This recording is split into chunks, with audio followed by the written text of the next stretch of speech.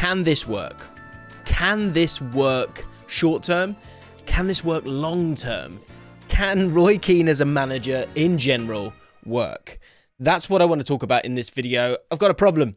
I've got a problem with the fact that Roy Keane is somehow the front runner for the Sunderland job. But within that, I have confusion within myself in terms of how I feel about Roy Keane and how I feel about Roy Keane, the manager.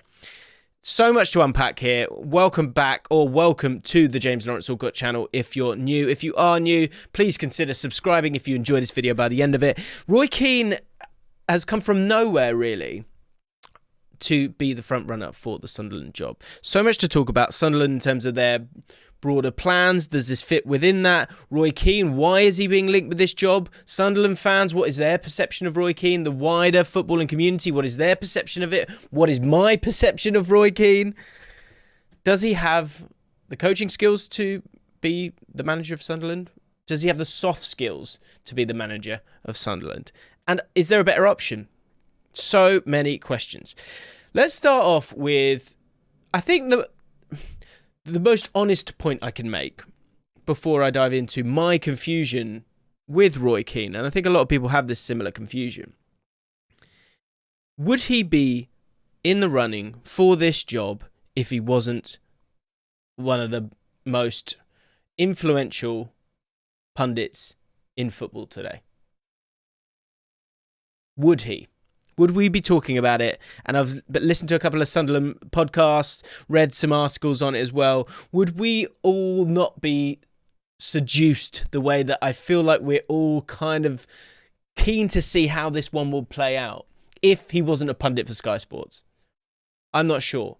But that kind of is the whole point of punditry a lot of the time. You'll see managers who are out of work. Eddie Howe doesn't want to do punditry, but he does punditry because it keeps him in the spotlight. It keeps him in this sort of national gaze amongst football fans, and therefore it will lead him to have a better chance to get these jobs. And Roy Keane has been playing the long game when it comes to that, but I think he's been very clear throughout that he always wants to be a manager, which I applaud. I really appreciate that he wants to do that, and he feels like he has that to offer. But would he be the front runner, or would he just be that great player who struggled as a manager and ultimately wasn't capable if he wasn't Sky Sports' main draw? I don't know. Let me know in the comments below when it comes to that point. The most important point is two things.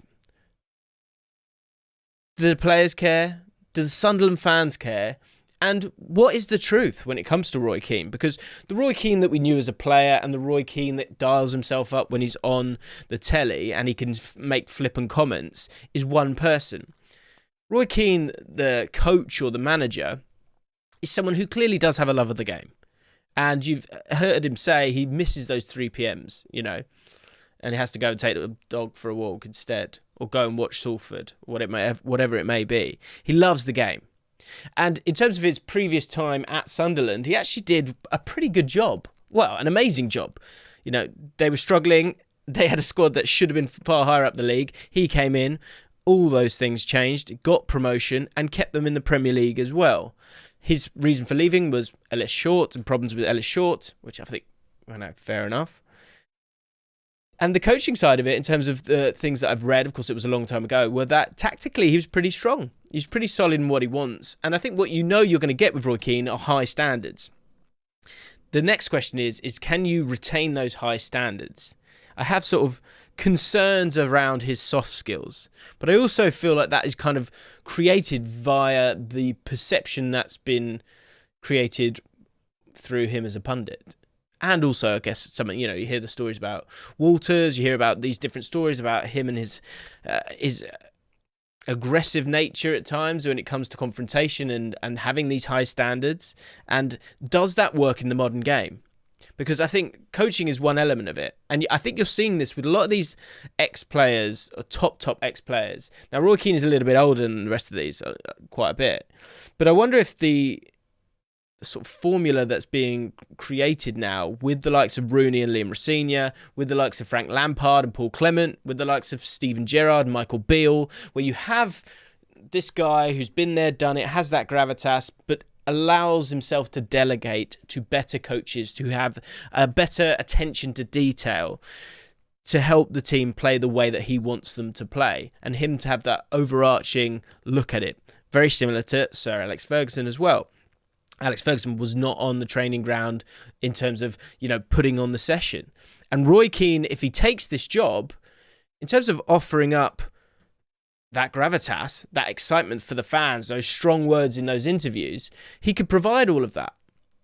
So the coaching team around him will be very, very important.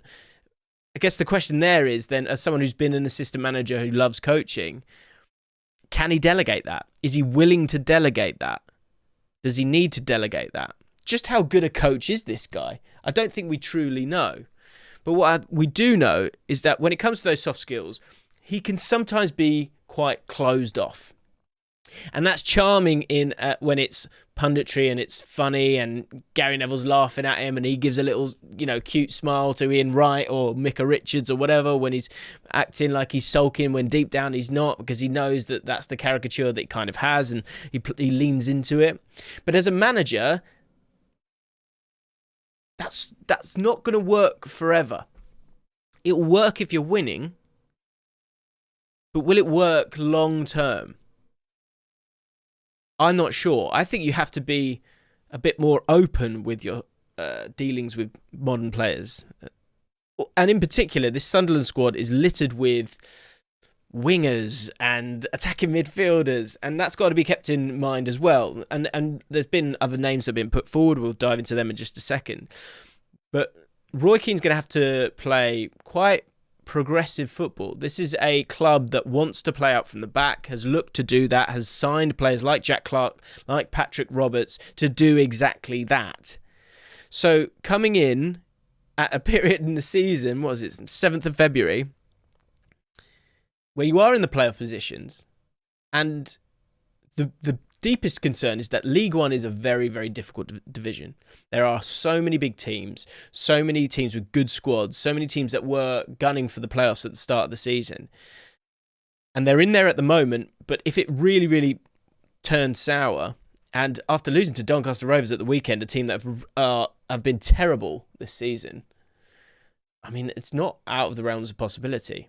So this is a very, very precarious situation where you want that galvanizing force, and maybe Roy Keane is that. But if you're after a short-term solution with a squad that is good enough to go up, definitely good enough to go up, add Jack Clarke in there, as I said, Embleton, Ross Stewart scored so many goals for them, Jermaine Defoe scored so many goals for them, over the years. So the squad is there. What I find interesting is, what are the broader plans of Sunderland? Because the people that are linked for this job, Mick McCarthy, Neil Warnock, Grant McCann, Alex Neil, Jonathan Woodgate's been chucked in there, and Roy Keane as the front runner. There isn't a very clear blueprint as to what you want to do, and I'm always very nervous about football clubs when they don't have that kind of idea. Now, different managers play different ways, but with Grant McCann and Alex Neil, you've got a sort of long-term approach, but you've also, and I think Grant McCann or Alex Neil are actually really, really good coaches to come in. The weird thing that's kind of leaning everyone towards Roy Keane is that despite him being head coach last in 2011 and that Ipswich job going really, really badly, there's this feeling, and it's always the case, is that you should go kind of counter opposite to what's not worked. And this is a team that was in third when Lee Johnson lost his job. Of course, he lost to that 6-0 defeat. And I spoke to Sunderland fans on Twitter, and they were concerned about the up and down nature of Sunderland and how they play. But what looks like is going to happen here is, if you can galvanise it, then maybe you can sneak into the automatic promotion places, maybe. But what's most likely is that you're going to be playing in the playoffs. And when you get to the playoffs, it's up for grabs. It's about nous to a point. So this is the confusion that they have, is that do you go, right, let's just get out of this division? Because I think that's what Sunderland fans feel. And if that's the case, Roy Keane, in terms of the perception that Sunderland fans have of him because of how well he's done in the past, isn't a bad shout. I get it. Has he got experience of the playoffs? No. Neil Warnock, interested apparently. Can he deal with all of these attacking elements for someone who can at times be pragmatic? Yeah, possibly. Does he know the playoffs? Yeah. Can he make his way through the playoffs? Yeah. Mick McCarthy, similar thing. These are both managers who've been at Cardiff and played horrific football, let's be honest, but can play better football and get the job done. You know, guile, the nous is there. But it's not long term, right? So if you go up, then, okay, fine, and they might be able to sort of establish you in the Championship, which is fine. But long term, they're not going to be there 2-3 years, really. You'd be surprised. And if they don't go up, then I guess, again, you're trying to get yourself sorted out in the summer, but maybe it gives you that time to go and do that. It's fascinating. It's absolutely fascinating. I do feel like this is my problem. My problem is that naturally everyone's getting seduced by it. But the other problem is because we've all got so excited about Roy Keane getting the gig, if Roy Keane doesn't get the gig, whoever comes in isn't as exciting for the fans. So what road do you go down? This is why, after saying all of this and having concerns, and I think they're legitimate concerns, but this is from the outside, of course, and I do feel like Roy Keane has softened over the years. I really do. It is worth it based purely on the gamble that you've already taken in terms of letting Lee Johnson go. But to get the fans excited can be so important. We've seen the opposite with someone who is conservative, pragmatic like Rafa Benitez, but the fans hated him, let's be honest, at Everton.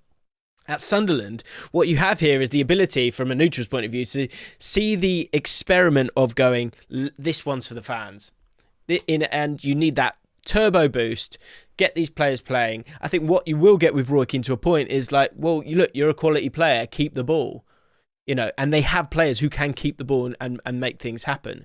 So from that point of view, the simplicity that Roy Keane could offer, and again, I'm judging, I'm probably not being fair on him, but in terms of those, you know, the deep coaching philosophies where you've got to do this and do that, I don't think he's about that. But he's fortunate enough that he's probably got a squad there that he can go, boys, 5-yard passes, just play. Because they have the quality in that team. And maybe it's one where Lee Johnson has possibly overcoached them somewhat, and they need someone just to kind of give them that reprieve and allow them to just go out and play. The balance then becomes, with those high standards of Roy Keane and the pressure of the run-in, can those players cope with it? I think they can. I think it's a really, really good squad. And I thought at the start of this, I wouldn't have got rid of Lee Johnson, personally. I would have stuck it out to the end of the season because he'd come that far with them. I get there were ups and downs, but I think this is someone who's a very, very diligent, smart coach. And I think even if you got to the playoffs, then it's always a bit of a lottery, the playoffs. And it comes down to the quality of the players that you've got as much as anything else, because defensively, I think everyone sort of tightens up a little bit when it gets to the playoffs. So I'm fascinated by this. I'd love to know what Sunderland fans think about this. It would be a fascinating appointment. It would be one that I think, from the neutral's point of view, I'd love to see him take it on. I'd also love to allow him the opportunity once and for all for that final time to go, yep, you're the manager. Yes, you've possibly been misunderstood. Can we see a little bit more from you? And can we see that you have the ability, not just as a player through fear by setting those standards, but as a manager who could be a bit more multifaceted and showcase those soft skills that I think we've all kind of forgotten, or certainly, or you don't have. It's one or the other, right? And time will tell if he gets the job. Honestly, I think it would just be so interesting to watch and to see a different style of manager who's kind of more aligned to these big names that, because you can have that solid team around you, can just be that big name who has those broader thoughts and allows the rest of it to be done by the other coaches. Again, I'm sort of guessing at Roy Keane's approach because it's been so long since he's been the main manager.